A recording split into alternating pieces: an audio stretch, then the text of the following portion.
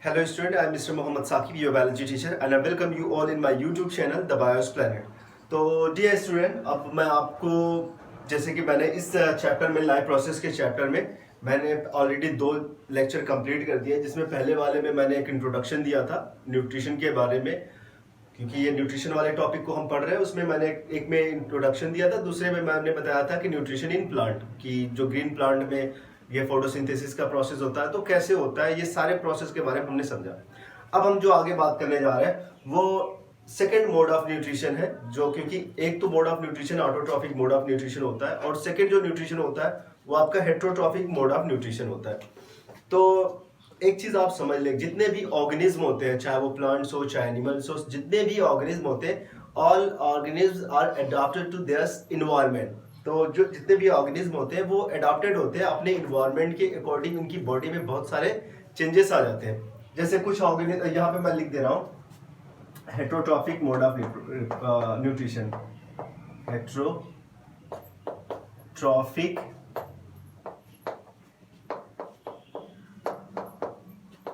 Nutrition, heterotrophic nutrition. अब देखो, ये जो हेट्रोट्रॉफिक न्यूट्रिशन है इसका मतलब ये होता है, ऑटोट्रॉफिक न्यूट्रिशन आप समझ गए होंगे, those organism which can produce their own food inside their body, means they can produce their own food by the process of photosynthesis, in which organism can take carbon dioxide and water, and they will convert that carbon dioxide and water into glucose and air। तो उसमें उनको convert कर देते हैं, वो glucose का formation करते हैं, इस तरह से उनका काम होता है और उनकी बॉडी में सारे रिएक्शन के लिए जो एनर्जी की रिक्वायरमेंट होती है वो आसानी से उनको मिल जाती है।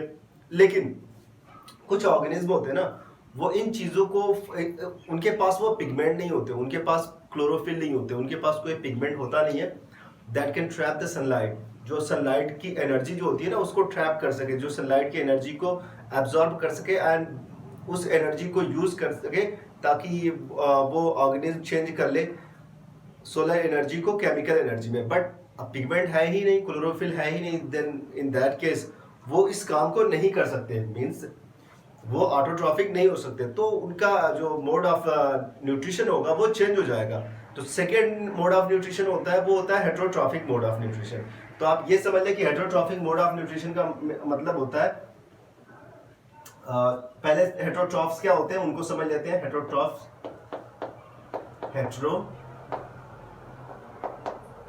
हम ऑटोट्रॉफ्स के बारे में पढ़ चुके हैं, हम हेट्रोट्रॉफ्स को देखते हैं। तो इसमें हम उन ऑर्गेनिज्म के बारे में बात करते हैं, या फिर ये वो ऑर्गेनिज्म होते हैं जो फोटोसिंथेसिस का प्रोसेस नहीं कर सकते एंड फूड के लिए दूसरे ऑर्गेनिज्म पे, यानी कि किस पे डिपेंड रहते हैं,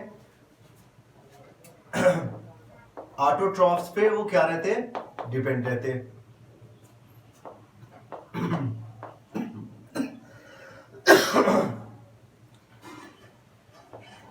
तो हेट्रोट्रॉफ्स जो होते हैं वो किस पे डायरेक्टली या इनडायरेक्टली किस पे डिपेंड होते हैं, ऑटोट्रॉफ्स पे डिपेंड होते हैं। तो इस चीज को आप समझे, क्योंकि ये फोटोसिंथेसिस कर नहीं पा रहे, इनके पास फूड का फॉर्मेशन हो नहीं पा रहा है, तो फूड कौन बना रहा है, कौन बायोलॉजिकल सिस्टम में फूड को प्रोड्यूस कर रहा है, ये ऑटोट्रॉफ्स है, जिनको हम प्रोड्यूसर भी कहते हैं। इनको हम और क्या कहते हैं, ऑटोट्रॉफ्स को प्रोड्यूसर। तो डायरेक्टली या इनडायरेक्टली ये किस पे डिपेंड होते हैं, ये प्रोड्यूसर पे डिपेंड होते हैं।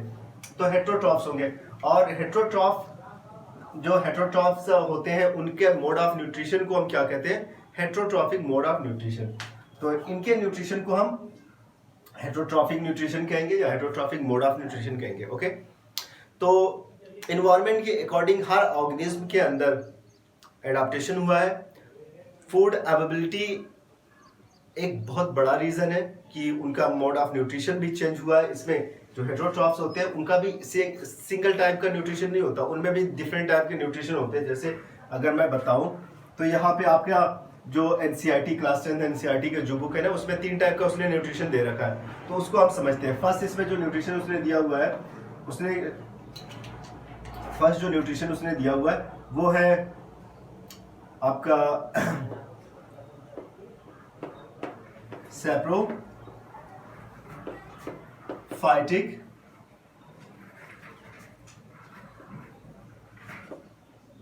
Mode of nutrition. तो हेटेरोट्रॉफिक में फर्स्ट न्यूट्रिशन कौन सा होगा? Saprophytic mode of nutrition. Second इसमें न्यूट्रिशन कौन सा होगा?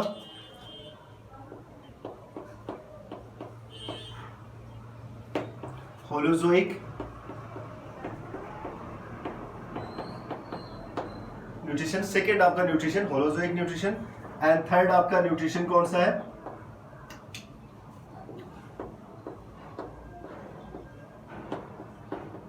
पैरासाइटिक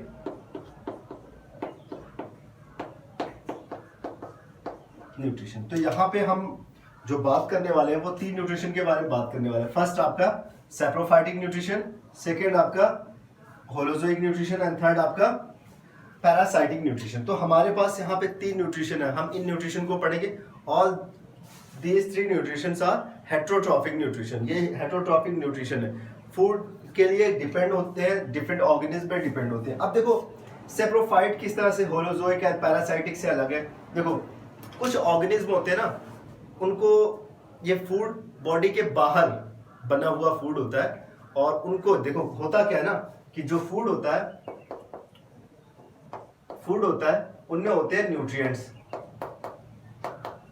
उनमें होते हैं न्यूट्रिएंट्स। अब हमें चाहिए ये न्यूट्रिएंट्स।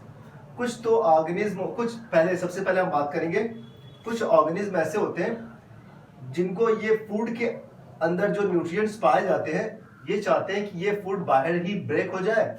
बाहर ही जब ये ब्रेक हो जाएगा तो बाहर ही ये न्यूट्रिएंट्स, उसमें फूड ब्रेक हो जाएंगे तो उसमें से न्यूट्रिएंट्स निकलेंगे, और ये बाहर से ये न्यूट्रिएंट्स को from the outside the body के बाहर ही उनको क्या करते हैं, इनटेक करते हैं। मीन्स इनके जो न्यूट्रिएंट्स होते हैं बाहर ही ब्रेक कर जाते हैं। ओके तो फ्रॉम द आउटसाइड, तो ये बॉडी के आउटसाइड पाए जाते हैं, या फिर इनका जो टूटने का प्रोसेस होता है ये बॉडी के बाहर ही ब्रेक कर जाते हैं। और बॉडी के बाहर जब ये ब्रेक कर जाते हैं, इनको हमारी बॉडी क्या करती है, बस इनको ऑर्गेनिज्म की बॉडी क्या करती है, रिसीव कर लेती है। तो इस टाइप के न्यूट्रिशन को हम कहते हैं सैप्रोफाइटिक न्यूट्रिशन। सैप्रोन मीन्स होता है रोटेन। ओके, सैप्रोन मीन्स होता है रोटेन, तो उसी से बना हुआ है। तो रोटेन मतलब ज्यादातर ये उन चीजों में, जैसे सड़ी गली चीजें रहती है ना, उनमें ये न्यूट्रिशन पाए जाते हैं। वो एक्चुअली फूड था, फूड पहले से ही ब्रेक हो गया बाहर, बॉडी के बाहर, ऑर्गेनिज्म के अंदर नहीं, बॉडी के बाहर ही ब्रेक हो गया। बस इनको ये क्या कर लेते हैं, एब्जॉर्ब कर लेते हैं। कौन? Saprophytic just only absorb them, तो ये उनको एब्जॉर्ब कर लेंगे। तो इसमें कौन कौन सा एग्जाम्पल, कौन कौन सा आ सकता है? तो एग्जाम्पल आप इसका लिख सकते हैं। जैसे सबसे पहला एग्जाम्पल इसका हो जाएगा, दो तीन एग्जाम्पल मैं यहाँ पे बता दे रहा हूँ। स्लाइम मोल्ड हो जाएगा, स्लाइम मोल्ड हो जाएगा। सेकेंड एग्जाम्पल आपका हो जाएगा मशरूम हो जाएगा। तो ऑलमोस्ट सारे जो फंजाई के ऑर्गेनिज्म होते हैं ना, वो सारे आ जाएंगे जो जिनका मोड ऑफ न्यूट्रिशन कौन सा होता है, सैप्रोफाइटिक। क्योंकि ये प्लांट की तरह से तो होते हैं, बट ये वो फूड प्रोड्यूस नहीं कर पाते because of lacking of pigment. वो फोटोसिंथेसिस वाले पिगमेंट इनके पास होते नहीं है, क्लोरोफिल होता नहीं है, इसी की वजह से ये फूड को प्रोड्यूस नहीं कर पाते। ओके, नेक्स्ट हम बात करते हैं होलोजोइक न्यूट्रिशन के बारे में। अब देखो एक ऑर्गेनिज्म होता है, हमने कहा कि एक ऑर्गेनिज्म है, इसने फूड को बाहर ही ब्रेक कर दिया और उसके बाद न्यूट्रिएंट्स को अंदर लेकर आया। और दूसरा है कि ये जो फूड है, ये एक ऑर्गेनिज्म है, फूड को उसने क्या किया, ये वाला ऑर्गेनिज्म क्या करता है, फूड को बॉडी के अंदर लेकर आता है और बॉडी के अंदर ब्रेक करता है। तो इस टाइप के न्यूट्रिशन को हम क्या कहते हैं, holozoic nutrition. When food gonna be broken inside the body। Okay, तो इसमें क्या होगा, फूड इनसाइड, तो इसमें क्या होता है, फूड को बॉडी के अंदर ब्रेक किया जाता है और उसके बाद एब्सॉर्ब किया जाता है, सारे प्रोसेस को किया जाता है। ओके, तो ये आपका फूड ब्रेक होगा। अगर बॉडी के अंदर फूड ब्रेक हो रहा है तो हम कहेंगे होलोजोइक मोड ऑफ न्यूट्रिशन। अगर फूड जो बॉडी के बाहर कॉम्प्लेक्स मॉलिक्यूल जो होते हैं वो ब्रेक कर रहे हैं तो हम उसको क्या कहेंगे, इस तरीके से जो ये वाला हमने समझा था, फूड है, फूड को बॉडी के बाहर ही ब्रेक कर दिया गया, उसके बाद सिर्फ न्यूट्रिएंट्स बॉडी के अंदर गए। एब्जॉर्ब कर दिया गया, तो इसको हम सैप्रोफाइटिक मोड ऑफ न्यूट्रिशन कहते हैं। अब देखो हमारी बॉडी, किसी काऊ की बॉडी होगी, अमीबा है, पैरामीशियम, तो इन ज्यादातर लोगों के जो ये ऑर्गेनिज्म होते हैं ना, इनके अंदर कौन सा प्रोसेस होता है या फिर कौन सा न्यूट्रिशन होता है, होलोजोइक मोड ऑफ न्यूट्रिशन होता है। अभी हम इसके बाद जो होगा उसमें हम होलोजोइक मोड ऑफ न्यूट्रिशन या अमीबा पैरामीशियम के न्यूट्रिशन के बारे में बात करेंगे, और सबसे कॉम्प्लेक्स ऑर्गेनिज्म यानी एनिमल में ह्यूमन के बारे में हम बात करेंगे। ओके, ह्यूमन में फूड को किस तरह से ब्रेक किया जाता है, डाइजेस्टिव सिस्टम क्या होता है, इन सारी चीज़ों के बारे में हम समझेंगे। ओके, तो अगर फूड बॉडी के बाहर ब्रेक हो रहा है तो सैप्रोफाइट, बॉडी के अंदर ब्रेक हो रहा है तो होलोजोइक।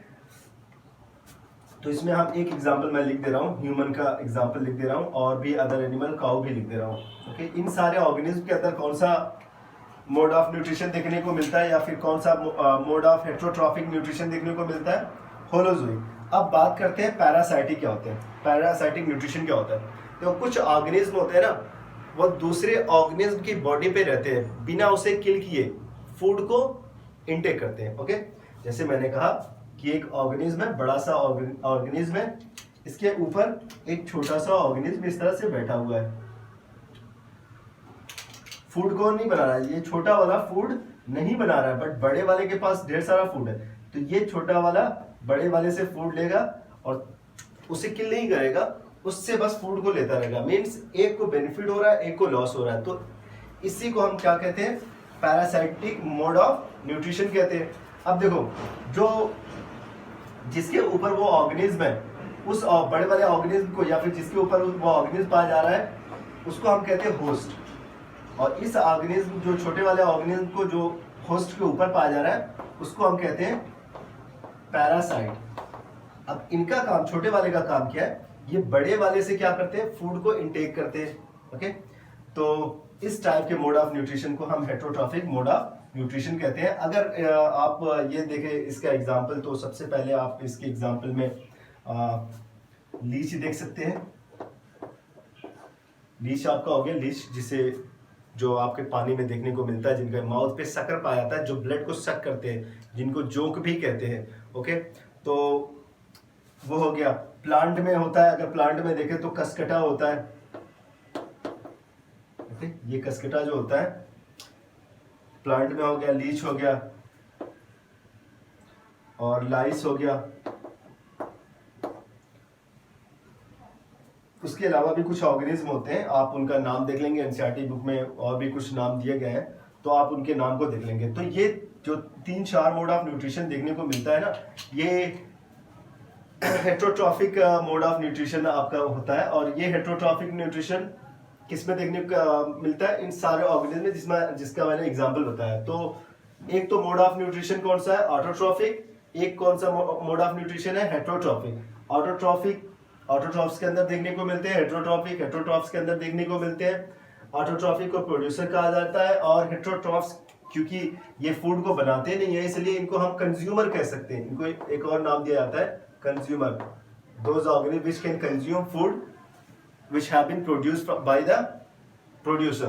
तो इस चीज को अगर आप समझ गए हो, तो हम नेक्स्ट वाले में हम बात करेंगे न्यूट्रिशन इन, या how do organism obtain their food.